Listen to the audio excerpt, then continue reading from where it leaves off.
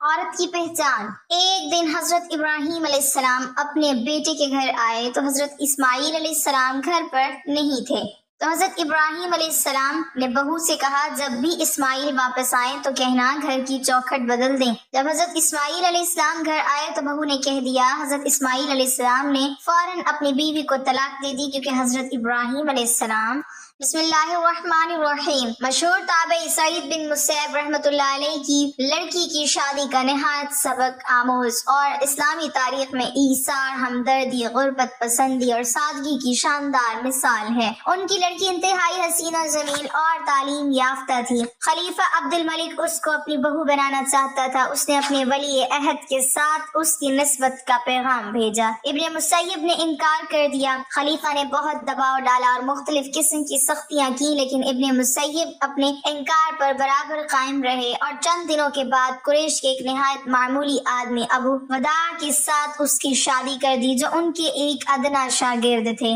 اس واقعے کے بارے میں خود ابو وداع کا بیان ہے کہ میں سعید بن مسیب کے پاس پابندی سے جا کر بیٹھا کرتا تھا۔ ایک مرتبہ چند دنوں کی غیر حاضری کے بعد جانے کا اتفاق ہوا۔ ابن مسیب نے پوچھا اتنے دنوں تک کہاں غائب رہے؟ میں نے کہا میری بیوی کا انتقال ہو گیا تھا اس لیے حاضر نہ ہو سکا۔ فرمایا مجھے خبر کیوں نہیں دی؟ میں بھی تجہیز و تکفین میں شریک ہوتا۔ تھوڑی دیر بعد میں جب اٹھ کر جانے لگا تو انہوں نے کہا کیا تم نے دوسری کا انتظام کیا؟ میں غریب نادر دو چار پیسے کا آدمی ہوں، میرے ساتھ کون شادی کرے گی؟ فرمایا میں انتظام کروں گا، تم تیار ہو؟ میں نے کہا بہت خوب۔ سعید نے اسی وقت 2-3 درہم پر میرے ساتھ اپنی بیٹی کا نکاح پڑھوا دیا۔ جب میں وہاں سے اٹھا تو فرط مسرت سے میری یہ سمجھ میں نہ آتا تھا کہ کیا کروں۔ گھر پہنچ کر رخصتی کے لیے فکر میں پڑ گیا۔ شام کے وقت سعید ابن مسیب نے اپنی لڑکی کو اپنے ساتھ چلنے کا حکم دیا۔ پہلے 2 رکعت نماز ادا کی اور 2 رکعت اپنی لڑکی سے پڑھوائی۔ اس کے بعد اس کو لیے ہوئے میرے گھر پہنچے۔ میں مغرب کے بعد روزہ افطار کرنے جا رہا تھا کہ کسی نے دروازہ کھٹکھٹایا۔ میں نے پوچھا کون؟ جواب ملا سعید۔ میں نے پوچھا سعید ابن مسیب تو اپنے گھر اور مسجد کے علاوہ کہیں آتے جاتے نہیں، یہ سعید کون ہے؟ اٹھ کر دروازہ کھولا تو دیکھا سعید ابن مسیب تھے۔ انہیں دیکھ کر میں نے کہا آپ نے کیوں زحمت گوارا کی؟ مجھے بلا بھیجا ہوتا؟ فرمایا نہیں، مجھے تمہارے پاس آنا چاہیے تھا۔ پھر فرمایا تم تنہا آدمی تھے اور تمہاری بیوی موجود تھی۔ میں نے خیال کیا کہ تنہا رات کیوں بسر کرو، اسی لیے تمہاری بیوی کو لے کر آیا ہوں۔ وہ ان کے پیچھے کھڑی ہوئی تھی۔ انہوں نے اسے دروازے کے اندر کر کے باہر سے دروازہ بند کر دیا۔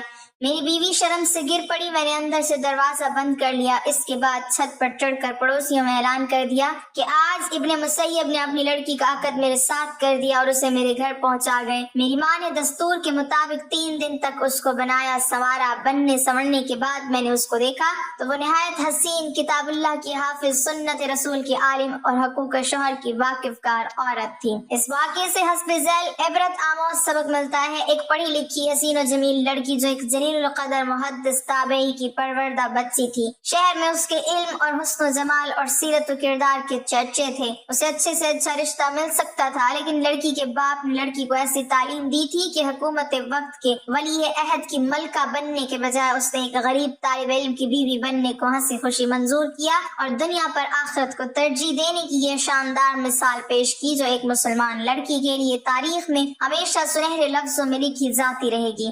باپ نے بچی کو پوچھے بغیر رشتہ طے کر لیا تھا اور بچی نے باپ کے فیصلے کو سنتے ہی سر تسلیم خم کر دیا اور اپنے علم و عمل اور باپ کی علمی حیثیت اور خاندان کی عزت کو 4 چاند لگا دیا۔ دنیا ایسی مثالی خاتون کو ہمیشہ محبت، عقیدت، عزت و احترام سے یاد کرتی رہے گی اور اسلامی تاریخ ایسی بچیوں پر ہمیشہ فخر کرتی رہے گی۔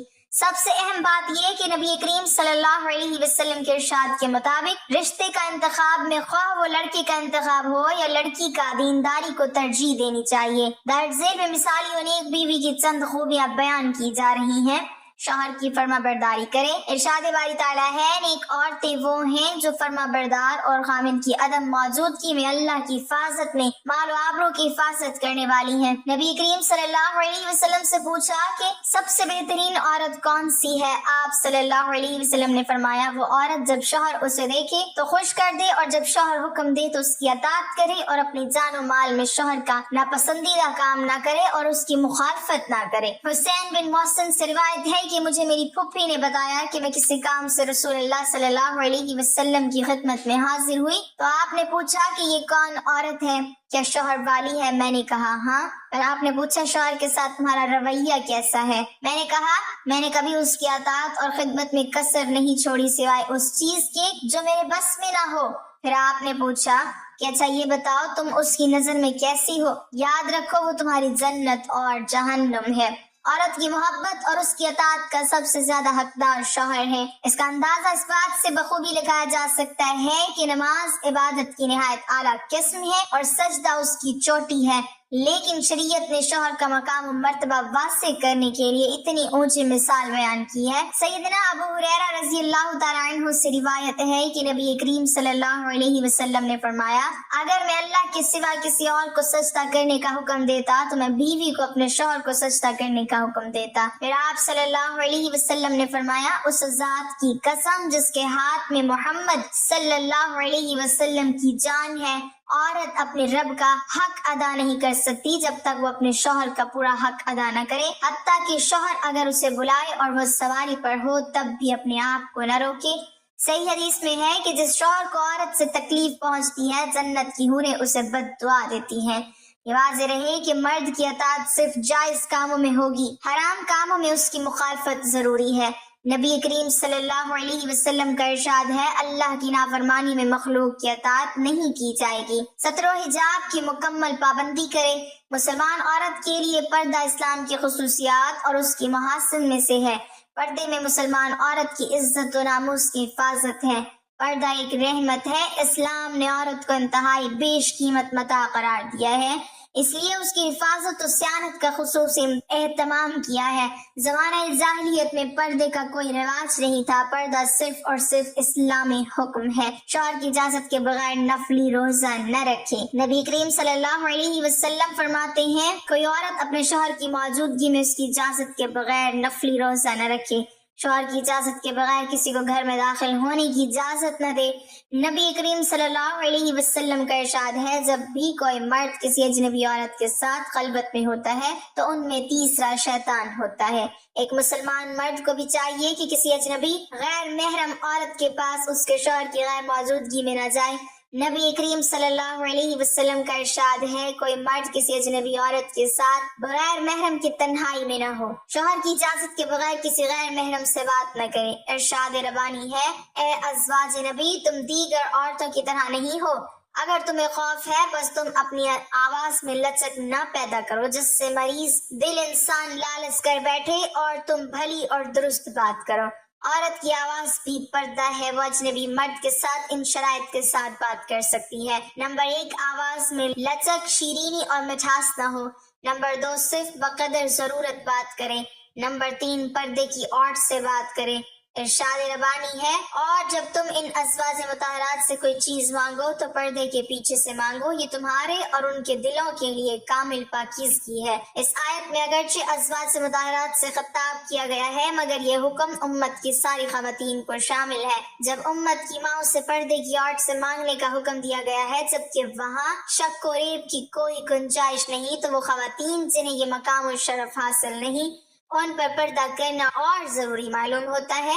اکیلے عورت کا بازار جانا بھی درست نہیں، کیونکہ بسا اوقات دکان میں سیلس مین کے سوا کوئی نہیں ہوتا، پھر اس سے ناجائز خلوت حاصل ہو جاتی ہے۔ شوہر کی اجازت کے بغیر گھر سے باہر نہ نکلے، حتیٰ کہ مسجد جانے کے لیے بھی، البتہ شوہر کو یہ حق نہیں کہ عورت کو مسجد جانے سے روکے۔ نبی کریم صلی اللہ علیہ وسلم کا فرمان ہے اللہ کی بندیوں کو اللہ کی مسجدوں سے نہ روکو، کسی اجنبی مرد سے مصافحہ نہ کرے۔ نبی کریم صلی اللہ علیہ وسلم کا ارشاد ہے تم میں سے کسی کے سر کو لوہے کی سوئی سے کچوکے لگانا اس بات سے بہتر ہے کہ وہ کسی اجنبی عورت کو چھوئے۔ اور نبی کریم صلی اللہ علیہ وسلم کا ارشاد ہے میں عورتوں سے مصافحہ نہیں کرتا، ایک عورت سے میرا کچھ کہنا 100 عورتوں سے کہنے کے مترادف ہے۔ نبی کریم صلی اللہ علیہ وسلم فرماتے ہیں تم میں سے ہر ایک نگہبان ہے اور اس سے اس کی رعایا کے بارے میں باز پرس ہوگی۔ شوہر سے اس کی طاقت اور اپنی ضرورت سے زیادہ کا مطالبہ نہ کرے۔ اسے اس بات پر یقین ہونا چاہیے کہ اصل دل کی امیری ہے اور صبر و قناعت باعث سعادت ہے۔ اگر عورت کا مقصد زیب و زینت ہی ہو جائے تو اس وقت ہلاکت یقینی ہو جاتی ہے۔ ایک بار نبی کریم صلی اللہ علیہ وسلم نے طویل خطبہ دیا جس میں آپ نے فرمایا بنو اسرائیل کی ہلاکت کا سبب یہ ہوا کہ فقیر کی بیوی بھی انہی کپڑوں میں اور زیورات کا تکلف کرتی تھی جن کا امیر کی بیوی کرتی تھی۔ شوہر سے حرام چیزوں کا مطالبہ نہ کرے۔ شریعت نے جو چیزیں حرام و ممنوع قرار دی ہیں شوہر سے وہ چیزیں گھر لانے کا مطالبہ نہ کرے۔ سیدہ عائشہ رضی اللہ تعالی عنہا سے روایت ہے کہ اللہ کے رسول صلی اللہ علیہ وسلم کسی سفر سے واپس ہوئے، میں نے کندہ تصویروں سے آراستہ ایک چادر سے گھر کی دیوار کو ڈھک رکھا تھا۔ جب اللہ کے رسول صلی اللہ علیہ وسلم کی اس پر نگاہ پڑی تو آپ نے اسے نوچ کر پھینک دیا اور فرمایا قیامت کے دن سب سے شدید عذاب ان لوگوں کو ہوگا جو اللہ کی خلقت کو ہم کرتی ہیں۔ آپ فرماتی ہیں کہ پھر ہم نے اس کے ایک یا دو تکیے بنا لیے۔ نبی کریم صلی اللہ علیہ وسلم فرماتے ہیں اللہ تعالیٰ ایسی عورت کی طرف نہیں دیکھے گا جو اپنے شوہر کا شکر ادا نہیں کرتی۔ ایک حدیث میں آپ صلی اللہ علیہ وسلم نے فرمایا اے عورتوں تم صدقہ کرو، میں نے جہنمیوں میں زیادہ تر عورتوں کو دیکھا ہے۔ کسی نے پوچھا کیوں؟ فرمایا تم لعنت بہت کرتی ہو اور شوہروں کی ناشکری کرتی ہو۔ یاد رہے کہ شکر سے نعمتیں نہ صرف برقرار رہتی ہیں بلکہ مزید نعمتیں ملتی ہیں، جبکہ ناشکری انتقام و عذاب کا پیش خیمہ ہے۔ شوہر کے والدین اور بہنوں کی عزت تکریم خود شوہر کی تکریم و عزت ہے۔ بچوں کی رضاعت اور پرورش کریں۔ مائیں اپنی اولاد کو مکمل 2 سال دودھ پلائیں جن کا ارادہ دودھ پلانے کی مدت پوری کرنے کا ہو۔ صحیح ابن خزیمہ میں ہے کہ جب نبی کریم صلی اللہ علیہ وسلم کو جہنم دکھائی گئی تو آپ نے کچھ ایسی عورتوں کو دیکھا جن کی چھاتیوں کو سانپ نوچ رہے تھے اور ڈس رہے تھے۔ آپ نے پوچھا یہ کیا معاملہ ہے؟ بتایا گیا کہ یہ وہ عورتیں ہیں جو بچوں کو دودھ نہیں پلاتی تھیں۔ ہاں اگر کوئی ماں مجبوری میں اپنا دودھ نہیں پلاتی تو اس وعید کی وہ مستحق نہیں ہوگی۔ صبر و مشقت کے ساتھ بچوں کی دینی تربیت کرے، یہ مرد و عورت دونوں کے لیے ہے۔ دنیاوی چیزوں کے لیے اولاد پر غصہ ہونا درست نہیں۔ نبی کریم صلی اللہ علیہ وسلم کا فرمان ہے اپنے اوپر بد دعا نہ کرو، اپنی اولاد پر بد دعا نہ کرو، اپنے خادموں پر بد دعا نہ کرو۔ والدین کی دعا اور بد دعا دونوں قبول ہوتی ہیں۔ جب بچے 7 سال کے ہو جائیں تو انہیں توحید و نماز کی تعلیم دی جائے۔ 10 سال کے ہو جانے پر اگر نماز نہ پڑھیں تو ان کے ساتھ تادیبی کارروائی کی جائے۔ لیکن افسوس ہے کہ کلاس ٹوٹ جانے پر ماں باپ اپنے بچوں کو ضرور مارتے ہیں، لیکن جب بچہ نماز جیسی اہم عبادت ضائع کرتا پھرتا ہے تو کوئی نہیں مارتا اور نہ ہی اس پر غیظ و غضب کا اظہار کرتے ہیں۔ عورت خوشبو لگا کر گھر سے نہ نکلے۔ صحیح مسلم کی ایک روایت میں ہے جو عورت خوشبو استعمال کرے اسے مسجد میں نہیں آنا چاہیے۔ نبی کریم صلی اللہ علیہ وسلم کا ارشاد ہے جو عورت 5 وقت کی نماز پڑھے، 1 ماہ کے روزے رکھے، اپنی شرمگاہ کی حفاظت کرے اور اپنے شوہر کی اطاعت کرے، ایسی عورت سے کہا جائے گا جنت کی جس دروازے سے چاہو داخل ہو جاؤ۔ سیدنا انس بن مالک فرماتے ہیں کہ اللہ کے رسول نے فرمایا کیا میں تمہیں جنتی عورتوں کا حال نہ بتاؤں؟ لوگوں نے عرض کیا ضرور اے اللہ کے رسول۔ آپ صلی اللہ علیہ وسلم نے فرمایا وہ عورتیں بہت محبت کرنے والی اور بہت بد سے جننے والی ہوتی ہیں۔ جب وہ غصے ہوتی ہیں یا انہیں کوئی تکلیف پہنچتی ہے یا ان کا شوہر ان سے ناراض ہو جاتا ہے تو شوہر سے کہتی ہیں یہ میرا ہاتھ آپ کے ہاتھ میں ہے، اس وقت تک میری آنکھوں پر نیند حرام ہے جب تک آپ راضی نہ ہو جائے۔ ان لوگوں کے لیے بھی ہماری نصیحت ہے جو دوسرے شادی کر کے ایک مسنون عمل انجام تو دے لیتے ہیں لیکن عدل و انصاف سے کام نہ لے کر ظلم و زیادتی اور حرام کام کا مرتکب ہو رہے ہیں۔ وہ اللہ کا خوف کھائیں، قیامت کے دن اللہ عز و جل کے روبرو حاضر ہونا ہے اور ہر چیز کا حساب دینا ہے۔ دوسری شادی عدل و انصاف کے ساتھ مشروط ہے۔ اگر عدل کرنے کا حوصلہ نہیں تو بہتر ہے کہ دوسری شادی کے قریب نہ جائیں۔ مثال شوہر کی پہچان بیوی سے حسن سلوک کرنے والا بہترین شوہر ہے، آزمائش اور مصیبت میں صبر کرنے والا بہترین شوہر ہے، بیٹیوں اور بیٹوں کو دینی تعلیم دلانے اور اچھی تربیت کرنے والا بہترین شوہر ہے، بیوی کے معاملے میں درگزر کرنے والا اور نرمی سے کام لینے والا اچھا شوہر ہے، بیوی اور بچوں پر خوش دلی سے خرچ کرنے والا اچھا شوہر ہے، گھر کے کام کاج میں بیوی کا ہاتھ بٹانے والا بہترین شوہر ہے۔ حضرت ابراہیم علیہ السلام کے کہنے پر حضرت اسماعیل علیہ السلام نے اپنی زوجہ کو طلاق دے دی۔ حضرت ابراہیم علیہ السلام اپنے بیٹے حضرت اسماعیل علیہ السلام اور ان کی والدہ ماجدہ کو مکہ مکرمہ میں چھوڑ کر چلے گئے۔ اس وقت وہ ایک ایسی وادی تھی جہاں سبزے کا نام و نشان بھی نہ تھا۔ کہا جاتا ہے کہ حضرت ابراہیم علیہ السلام وقفے وقفے سے اپنی زوجہ محترمہ اور حضرت اسماعیل علیہ السلام سے ملاقات کے لیے مکہ مکرمہ آیا کرتے تھے۔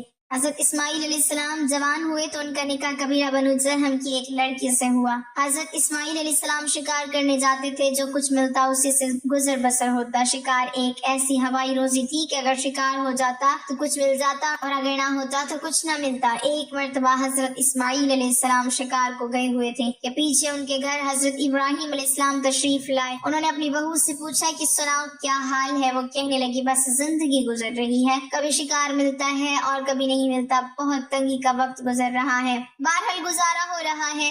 اس نے اس طرح ناشکری کے الفاظ کہے۔ حضرت ابراہیم علیہ السلام نے پوچھا کہ میری مہمان نوازی کے لیے گھر میں کھانے پینے کی کوئی چیز ہے؟ تو بہو نے صاف انکار کر دیا۔ حضرت ابراہیم علیہ السلام نے کچھ دیر انتظار فرمایا اور پھر فرمایا اچھا اب مجھے واپس جانا ہے، جب تمہارے شوہر آ جائیں تو انہیں میرا سلام کہنا اور ان سے کہنا کہ تمہارے گھر کی چوکھٹ اچھی نہیں ہے، اسے تبدیل کر لو۔ یہ کہہ کر وہ چلے گئے۔ وہ عورت حضرت ابراہیم علیہ السلام کی بات نہ سمجھ سکی۔ جب حضرت اسماعیل علیہ السلام گھر واپس آئے تو ان کی بیوی نے انہیں حضرت ابراہیم علیہ السلام کا پورا پیغام سنا دیا۔ وہ فرمانے لگے کہ وہ تو میرے والد گرامی تھے، میری ان سے ملاقات تو نہیں ہو سکی، البتہ وہ مجھے ایک پیغام دے گئے ہیں کہ گھر کی چوکھٹ اچھی نہیں ہے، اسے بدل دینا، یعنی تمہاری بیوی ناشکری ہے، اسے بدل دینا۔ تو ناظرین، حضرت اسماعیل علیہ السلام نے اپنی اس بیوی کو طلاق دے کر اسے فارغ کر دیا۔ کچھ عرصے کے بعد ایک اور قبیلے کی لڑکی کے ساتھ حضرت اسماعیل علیہ السلام کی شادی ہوئی۔ اب یہ عورت بڑی صابرہ شاکرہ تھی۔ سال دو سال بعد حضرت ابراہیم علیہ السلام پھر تشریف لائے، لیکن حسن اتفاق سے اس بار بھی حضرت اسماعیل علیہ السلام گھر پر موجود نہیں تھے۔ ان کی اہلیہ نے بتایا کہ وہ روزی کی تلاش میں گئے ہیں اور ابھی آنے ہی والے ہیں۔ گھر کی مالکن نے آنے والے مہمان کو فراخ دلی اور خندہ پیشانی سے خوش آمدید کہا، پانی گرم کر کے وضو کرایا، سر دھویا اور دودھ گوشت وغیرہ جو کچھ گھر میں موجود تھا خوشی خوشی ان کی خدمت میں پیش کیا، اور معذرت بھی چاہی کہ یہاں گندم وغیرہ پیدا نہیں ہوتی، اس لیے ہم لوگ بھی دودھ، شیر خورما اور شکار کا گوشت ہی کھاتے ہیں۔ حضرت ابراہیم علیہ السلام یہ خاطر تواضع دیکھ کر بہت خوش ہوئے۔ آپ نے اپنی بہو سے پوچھا کہ تمہاری گزر اوقات کیسے ہوتی ہے؟ تو بہو نے جواب دیا کہ اللہ کا بے حد شکر ہے کہ ہم راحت اور آرام سے ہیں۔ اللہ نے رزق میں، روزی میں فراوانی اور کشادگی مرحمت فرمائی ہے اور ہر لحاظ سے اطمینان ہے۔ آپ نے دریافت کیا تمہاری خوراک کیا ہے؟ جواب ملا گوشت۔ پھر پوچھا پینے کو کیا ملتا ہے؟ تو خاتون نے بتایا کہ زمزم کا پانی۔ حضرت ابراہیم علیہ السلام نے انہیں خیر و برکت کی دعا دی کہ پروردگار عالم ان کے گوشت اور پانی کو اپنی برکتوں سے معمور فرمائے۔ حضور نبی کریم صلی اللہ علیہ وسلم ارشاد فرماتے ہیں کہ ان کے پاس کوئی اناج موجود ہوتا تو ابراہیم علیہ السلام انہیں اناج میں برکت کی دعا سے ضرور نوازتے۔ یہ آپ کی دعا کا کرشمہ ہے کہ مکہ کے باشندے گوشت اور پانی پر بڑی عمدگی سے گزارا کرتے ہیں، جبکہ دوسرے لوگ فقط گوشت اور پانی پر گزارا نہیں کر سکتے۔ حضرت ابراہیم علیہ السلام نے بہو سے کہا کہ جب تمہارے شوہر گھر لوٹے تو انہیں میرا سلام کہنا اور پیغام دینا کہ اچھی چوکھٹ قائم اور آباد رکھیں اور اسے تبدیل نہ کریں۔ حضرت ابراہیم علیہ السلام یہ کہہ کر روانہ ہو گئے۔ جب حضرت اسماعیل علیہ السلام گھر آئے تو آپ کی بھنک پا کر اپنی بیوی سے پوچھا کیا کوئی یہاں آیا تھا؟ انہوں نے کہا کہ ہاں، ایک خوبصورت بوڑھے سے صاحب آئے تھے۔ بیوی نے حضرت ابراہیم علیہ السلام کی بہت تعریفیں کی اور کہا کہ وہ آپ کا پوچھتے تھے، میں نے کہہ دیا کہ وہ باہر گئے ہیں۔ انہوں نے مجھ سے پوچھا تمہاری گزر بسر کیسے ہوتی ہے؟ میں نے کہا کہ بہت اچھی۔ حضرت اسماعیل علیہ السلام نے پوچھا کہ ان بزرگ نے کچھ اور بھی فرمایا؟ تو بیوی نے بتایا کہ ہاں، آپ کو سلام کہا اور یہ کہا کہ آپ کے دروازے کی چوکھٹ بہت عمدہ ہے، اس کو حفاظت سے رکھنا۔ حضرت اسماعیل علیہ السلام نے پیغام سنا تو وہ بڑے خوش ہوئے اور کہنے لگے کہ وہ میرے والد گرامی تھے اور وہ مجھے پیغام دے گئے ہیں کہ تم ایک اچھی بیوی ہو، مجھے تمہاری قدر کرنی چاہیے اور تمہیں زندگی بھر اپنے ساتھ رکھنا ہے۔ ایک اور روایت کے مطابق حضرت اسماعیل علیہ السلام جب گھر کو لوٹے تو گھر میں موجود ایک نفیس مہک سے ہی انہیں احساس ہو گیا کہ ان کے والد گرامی گھر تشریف لائے تھے، اور ان کی بیوی نے تفصیل سے سارا واقعہ سنایا۔ ناظرین، یہ حضرت اسماعیل علیہ السلام کی وہ بیوی تھی جو حضرت اسماعیل علیہ السلام سے حاملہ ہوئی اور ان کی نسل اسی عورت سے آگے چلی۔ یہ واقعہ کئی کتابوں میں لکھا ہے، مگر سوال یہ ہے کہ اس کے پیچھے کیا حکمت تھی، کیونکہ اللہ رب العزت کو طلاق سخت ناپسند ہے۔